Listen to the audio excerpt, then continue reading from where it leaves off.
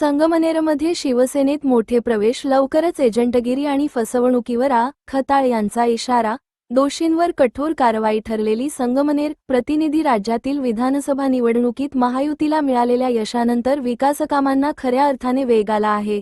यामुळे इतर पक्षांच्या तुलनेत शिवसेनेत सर्वाधिक प्रवेश होत असल्याचे चित्र दिसत आहे.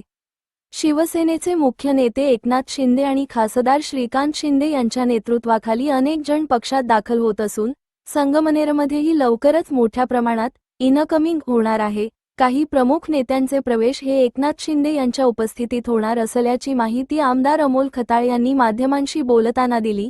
तालुक्यातील विविध विषयांवर बोलताना आमदार खताळ यांनी वडगावपान येथील दत्तधाम प्रकरणावर गंभीर आरोप केले.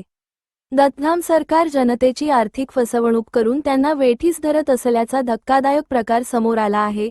याबाबत कोणी तक्रार देण्यास पुढे आल्यास पोलीस प्रशासन निश्चितच कारवाई करेल, असे त्यांनी स्पष्ट केले. तसेच चावडी येथील तलाठी कार्यालयातील एजंटगिरीचा पर्दाफाश झाल्याचे सांगत त्यांनी प्रशासनाला कठोर सूचना दिल्या. नागरिकांकडून पैसे घेऊन कागदपत्रांवर सही व शिक्के मारण्याचा प्रकार गंभीर असून संबंधित तलाठी, कर्मचारी आणि एजंटवर कारवाई करण्याचे आदेश प्रांताधिकारी व तहसीलदार यांना देण्यात आल्याचे त्यांनी सांगितले. मनुष्यबळाची कमतरता असल्यास ती भरून काढावी, मात्र नागरिकांची लूट होऊ देऊ नये, अशी सक्त ताकीदही त्यांनी दिली. यापुढे संबंधित एजंट पुन्हा कार्यालयात आढळल्यास त्याला पाठीशी घालणाऱ्या अधिकारी किंवा कर्मचाऱ्यांवरही कारवाई केली जाईल, असा इशाराही आमदार खताळ यांनी दिला. अशोक खरात प्रकरणावर बोलताना त्यांनी अशा नीच प्रवृत्तीच्या लोकांवर कठोर कायदेशीर कारवाई झाली पाहिजे, असे मत व्यक्त केले.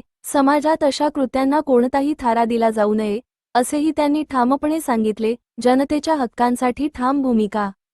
तलाठी किंवा तहसील कार्यालयामध्ये कोणताही एजंट नागरिकांची फसवणूक करत असेल, पैसे उकळत असेल किंवा शासकीय कामात बेकायदेशीर हस्तक्षेप करत असेल, तर त्याच्यावर कठोर आणि तातडीने कारवाई केली जाईल. नागरिकांना वेठीस धरण्याचा किंवा त्यांची आर्थिक लूट करण्याचा कोणालाही अधिकार नाही. तसेच अशा एजंटांना पाठीशी घालणारे अधिकारी किंवा कर्मचारी आढळल्यास त्यांनाही वाचवले जाणार नाही. प्रशासनाने पारदर्शक आणि जबाबदारीने काम करणे गरजेचे आहे, अन्यथा संबंधितांवर कायदेशीर कारवाई अटळ असेल. काल सकाळी 11 वाजता मला मोबाईलवरती एक महिलेचा मेसेज आला का चावडीवरती दिव्यांग बांधव असेल, महिला असेल, कुठल्याही कामासाठी गेल्यानंतर तिथं तलाठी उपलब्ध नसता, कोतवाल उपलब्ध नसतो, परंतु तिथं काही एजंट दलाल लोक असतात आणि हे तिथं दाखले देताना अव्वाचे सव्वा पैसे त्यांच्याकडे मागणी करता, त्यांना उद्धटपणे बोलता. ज्यावेळेस असा मेसेज बघितल्यानंतर मी तात्काळ तिथं जाण्याचा निर्णय घेतला. वस्तुस्थिती समजून घेण्यासाठी स्वतः गेलो असता तिथं एक जण बसला होता, त्याच्याकडे शिक्के मारलेले कागदपत्र होते, तो ते दाखले वाटपाचं काम करत होता. त्याला विचारलं, तुझी काय अधिकृत आहे का, इथं नेमणूक वगैरे काहीच नाही. आतमध्ये गेलो, तलाठी नाही. तिथं विचारलं, तो कोण मुलगा, त्याला विचारलं कोण आहे, तो आणि मी मनसूरचा जावई. म्हणजे आता मनसूरचा जावई यापूर्वी 8-15 दिवसा 1-2-4 महिन्यापूर्वी तिथं काही धार्मिकतेच्या नावाखाली पावत्या फाडल्या जात होत्या. लोकांना पावत्या फाडण्यासाठी दबाव आणला जात होता. हा विषय गंभीर होता आणि जसं माझ्याकडे सूचना येत असत्या, मोबाईलवर तक्रार येत असते, मी शहानिशा करून पुढे जात असतो. परंतु या बाबतीत चावडीवरचा जो प्रकार होता हा बऱ्याच दिवसाचा सुरू होता असं समजलं. त्यामुळं तहसीलदारांना आणि प्रांताधिकाऱ्यांना तेथील तलाट्यावरती कारवाई करण्याच्या सूचना दिल्या. त्यानंतर जी व्यक्ती तिथं बसतीये त्या व्यक्तीवरती सुद्धा कारवाई करण्याच्या सूचना दिल्या. ती परत तिथं बसणार नाही. अधिकृत अनधिकृत याच्यामध्ये ज्या पद्धतीने अधिकृत माणूस जर आपल्याला मनुष्यबळ कमी पडत असेल, आवश्यकता असेल, तर तिथं परवानगी घेऊन अधिकृत माणूस बसवा, परंतु ते बसवताना सुद्धा लोकांची लुटमार होणार नाही या दृष्टीने सूचना दिलेल्या आहेत. त्यामुळे जर पुन्हा तो माणूस तिथं दिसला तर त्याच्यावरती गुन्हा दाखल करून कारवाई करण्यात येईल. अशा पद्धतीने जर तलाट्यांना दम दिला असेल तर त्याच्यावरती कायदेशीर कारवाई, गुन्हा दाखल आजच करण्यात येईल. तो कोण आहे, कसा आहे याच्याशी काही घेणं नाही. आणि तिथं सुद्धा मी कागदपत्र तपासण्यास सांगितलेले आहेत का तिथं ज्या पद्धतीने एक दर्गा बांधण्यात आली आहे, ही दर्गा नेमकी अचानक कस काय आली शासकीय जागेमध्ये, तुम्ही ही दर्गा कधी बसून आहे, काय आहे, आणि त्या दर्ग्याच्या नावाखाली तिथं काही चुकीच्या पद्धतीने हा माणूस काही काम करतोय का याची सुद्धा चौकशी करण्यात येईल. याच्यामध्ये आशीर्वाद तर आता शोधायला लावलेत मी.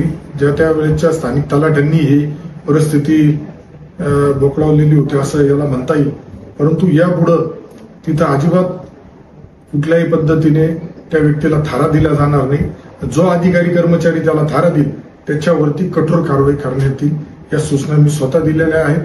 जरी त्या उपर जर तिथं कुणी जसं मगाशी म्हणलो धार्मिक स्थळाचा आधार घेऊन जर काही उद्योग करत असेल तर ते सुद्धा निश्चितच कारवाई करण्यात येईल. निश्चित जर तसे आपल्याकडे पुराव्यासह तक्रारी आल्या तर त्याच्यावरती कठोर कारवाई म्हणजे गुन्हा दाखल तर करण्याची जर आज यांनी सांगितलं तसं जर प्रकार झाला असेल तर गुन्हा दाखल करण्यात येईल आणि कारवाईला आपण अजिबात त्याच्यात मागे पुढे पाहणार नाही. फक्त तक्रारदारांनी समोर आलं पाहिजे, तक्रारदारांनी सांगितलं पाहिजे किती पैसे घेतले, काय घेतले. आतापर्यंत आता दुर्दैवाने यापूर्वी संगमनेरला महसूल सारखं खातं बी मिळालं होतं, परंतु त्या कालावधीत असे काही लोक सोकलेत. त्यामुळे निश्चित माझ्याकडून अशा पद्धतीने जर कुठल्या शासकीय कार्यालयामध्ये अडवणूक होत असेल, दलाल जर हे करत असेल, त्रास देत असेल, नागरिकांना वेठीस धरत असेल तर कठोर कारवाई करण्यात येईल. परिस्थिती आज अशी आहे का लोकांच्या चांगलेपणाचा, धार्मिकतेचा गैरफायदा जर कुठं कोणी घेत असेल तर निश्चित त्याच्यावरती कारवाई झाली पाहिजे. श्रद्धेच्या जागी लोक जर आपल्यावरती विश्वास ठेवताय, श्रद्धा ठेवताय तर त्यांचा वेठीस धरणं, त्यांना आर्थिक शोषण करणं या गोष्टी होता कामा नये. आज खराब प्रकरणामध्ये तर मी म्हणेल का जे खरातांनी केलंय त्यांच्यावरती तर कायद्याला सोडून कठोर कारवाई झाली पाहिजे.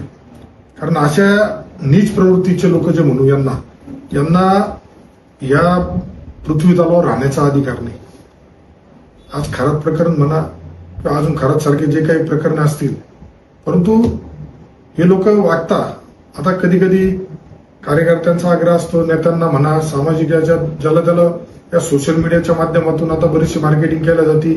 त्याचा बी कुठंतरी आता विचार करावा लागेल का या टेक्नॉलॉजीचा काही लोक गैरफायदा घेऊन काही गोष्टी करत नाहीत. जसं तुम्ही विचारलं वडगावला दत्तधाम सरकार आहे, तर आता जर तिथं दत्त महाराजांची मूर्ती असेल, लोक दर्शनाला येत असेल इथपर्यंत ठीक आहे. परंतु जर कोणी तक्रारदार म्हणत असेल का तिथं आमचं लुबडणूक होती, आम्हाला त्रास दिला जातो, वेठीस धरल्या जातं, तर निश्चित तो प्रकार चुकीचा आहे.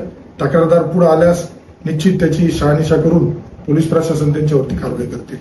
शेवटी पोलीस आहेत, त्यांना बी तक्रारदार कोणीतरी लागेल.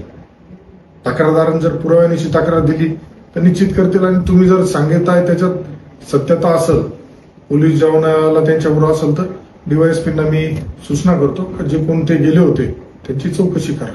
त्यामुळं लोकांना धार्मिकतेच्या नावाखाली काही जे थोतांगिरी करताय हे बी थांबलं पाहिजे. परंतु हे करताना धर्माचा सुद्धा आदर ठेवला गेला पाहिजे, ही माझी भूमिका आहे. महायुती सरकारला जे मोठं मॅन्डेट मिळालंय, आज मोठ्या विकास कामं सुरू आहेत, मोठमोठे प्रोजेक्ट सुरू आहेत आणि निवडून दिल्यानंतर लोकप्रतिनिधीला लोकांनी विकासाच्या अपेक्षा असतात. त्यामुळं आदरणीय आमचे नेते, शिवसेनेचे मुख्य नेते एकनाथजी शिंदे साहेब असेल, खासदार श्रीकांतदादा शिंदे साहेब असेल, यांच्या नेतृत्वाखाली महाराष्ट्रामध्ये आज कुठल्याच पक्षात एवढे प्रवेश होत नाही तेवढे पक्षात प्रवेश शिवसेनेमध्ये होत आहे. संगमनेर सारख्या ठिकाणी सुद्धा भरपूर मागणी आहे. पुढच्या 8-10 दिवसानंतर आम्ही सुद्धा संगमनेरमध्ये मोठं इन्कमिंग सुरू करतोय. काही जे पक्षप्रवेश शिंदे साहेबांच्या नेतृत्वाखाली होणार आहेत.